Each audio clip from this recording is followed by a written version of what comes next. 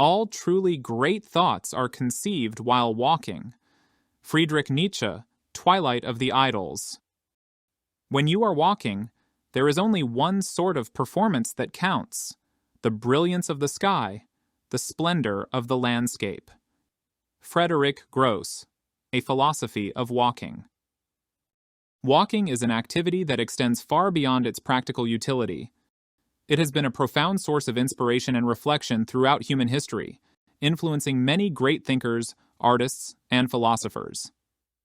This video explores the philosophical implications of walking, drawing on historical examples and modern perspectives to explore how this simple activity has shaped intellectual thought and how it can be used to enrich one's own life. The relationship between walking and philosophy is not merely incidental, but deeply intertwined. From ancient Greece to the modern era, walking has served as both a literal and metaphorical means of exploration and intellectual engagement.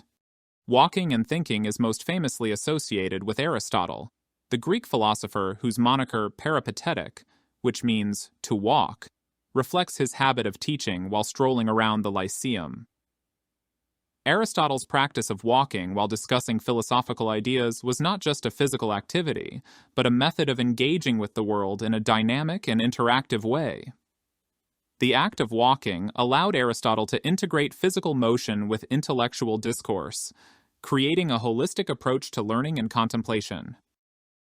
To him, walking was not merely a physical exercise but a fundamental part of his pedagogical method. The peripatetic tradition underscores how movement can facilitate the flow of ideas, suggesting that the act of walking is conducive to deeper thinking and problem-solving. This approach highlights the importance of physical activity in cognitive processes, revealing how movement can enhance intellectual engagement. Contrasting with Aristotle's vigorous engagement, Immanuel Kant's approach to walking was marked by regularity and routine. Kant was known for his punctual daily walks at precisely 5 p.m., a habit that was so consistent that local residents could set their watches by his movements. Although Kant's walks were brief and somewhat superficial compared to Aristotle's, they still played a crucial role in his intellectual life. Kant's walking routine reflects a different aspect of the philosophical use of movement: the integration of regular disciplined habits into one's daily life. For Kant, walking was a structured activity that provided a consistent frame for his philosophical work.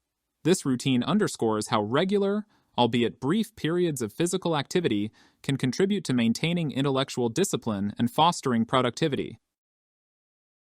Friedrich Nietzsche offers perhaps the most compelling example of walking as a transformative intellectual practice. During periods of intense personal struggle and illness, Nietzsche turned to long, solitary walks as a means of relief and creativity. His practice of walking for up to 10 hours a day was not merely a physical escape, but a profound source of philosophical inspiration. It was during this time he wrote Zarathustra, Beyond Good and Evil, and The Joyous Science. Nietzsche's experiences highlight how walking can serve as a form of meditation and self-dialogue. In his writing, he described walking as a process that allowed him to have tremendous conversations with himself, suggesting that the act of walking facilitated a deep engagement with his thoughts and ideas. The practice of walking in natural settings provided him with a backdrop that enhanced his intellectual and creative processes. Nietzsche's philosophy of walking is also reflected in his concept of eternal recurrence, which emphasizes the cyclical nature of existence and the relationship between the individual and their environment.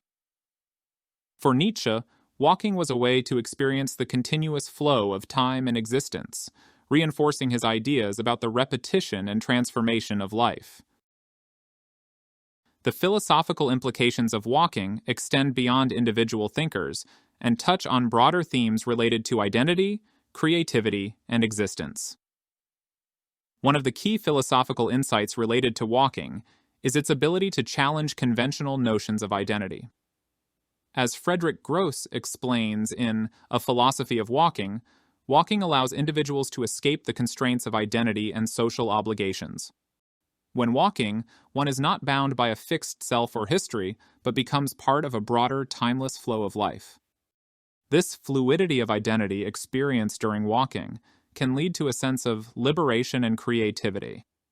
By freeing oneself from the constraints of personal history and societal expectations, walking enables individuals to engage more fully with their surroundings and their inner thoughts.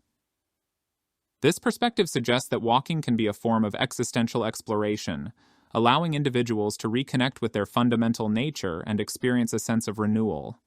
Walking has also long been associated with creativity and inspiration. Many artists, writers, and thinkers have found that walking stimulates their creative processes. The rhythmic and repetitive nature of walking can lead to a meditative state that fosters creative insights and problem solving. For instance, the act of walking through natural landscapes can enhance sensory engagement and provide a fresh perspective on creative challenges. The interplay between physical movement and intellectual activity can lead to new ideas and solutions that might not emerge through stationary contemplation alone. Nietzsche notes, "Sit as little as possible. Do not believe any idea that was not born in the open air and of free movement, in which the muscles do not also revel. Sitting still is the real sin against the Holy Ghost." Given the philosophical and practical benefits of walking, integrating this activity into one's daily life can be highly beneficial. Creating a regular walking routine can provide structure and consistency, similar to Kant's disciplined approach. Setting aside specific times for walking each day can help ensure that this activity becomes a regular part of one's schedule. Whether it's a morning walk to start the day or an evening stroll to unwind, establishing a routine can help cultivate the benefits of walking. Taking time for solitary walks can provide opportunities for reflection and self-dialogue, much like Nietzsche's experiences. Choosing quiet, natural settings for walks can enhance the meditative aspect of the activity and provide space for deeper contemplation. Using walking as a time for introspection and mental exploration can lead to valuable insights and personal growth. Incorporating walking into intellectual activities can enhance creativity and productivity. Taking walking breaks during work or study sessions can stimulate new ideas and provide a fresh perspective on challenges. The combination of physical movement and cognitive engagement can lead to more effective and innovative thinking. Exploring different environments during walks can provide new stimuli and perspectives. Walking through varied landscapes such as parks, urban areas, or natural trails can enhance sensory experiences and inspire creative thought. Engaging with diverse settings can also contribute to a broader understanding of one's surroundings and foster a sense of connection with the world. The philosophy of walking reveals its profound impact on intellectual and personal development. From Aristotle's peripatetic teachings to Nietzsche's transformative journeys, walking has served as a powerful tool for philosophical exploration and creative inspiration.